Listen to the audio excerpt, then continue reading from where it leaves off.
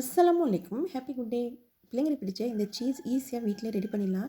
வாங்க இதை எப்படி ரெடி பண்ணலான்னு பார்க்கலாம். ஒரு பேனில் 1 லிட்டர் அளவு பால் சேர்த்துருக்கேன். நான் பசும்பால் சேர்த்துருக்கேன். நீங்கள் பசும்பால் இல்லைனா ஃபுல் ஃபேட் மில்க் எடுத்துக்கோங்க. இது சேர்த்துட்டு கேஸ் மீடியம் ஃப்ளேம்லேயே வச்சுக்கோங்க.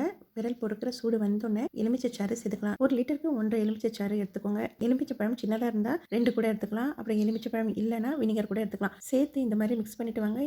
இந்த மாதிரி மிக்ஸ் பண்ணிட்டு வந்தால் ஒன்றா திரண்டு வரும். Gas low to medium flame வச்சு நல்லா மிக்ஸ் பண்ணிட்டு வாங்க. இந்த மாதிரி மிக்ஸ் பண்ணிட்டே வந்தீங்கன்னா நல்லா சீஸ் போல் திரண்டு வரும். நீங்கள் ஹை ஸ்பீட் வச்சிங்கன்னா சீஸ் போல் வராது, அப்புறம் பன்னீர் போல் ஆகிடும்.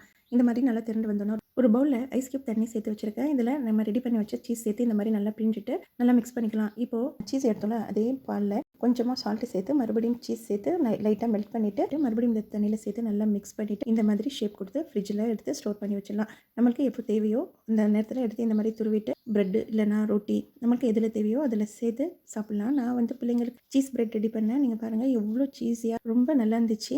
வீட்டிலேயே ஈஸியாக ஹெல்த்தியான சீஸ் ரெடி பண்ணிடலாம்.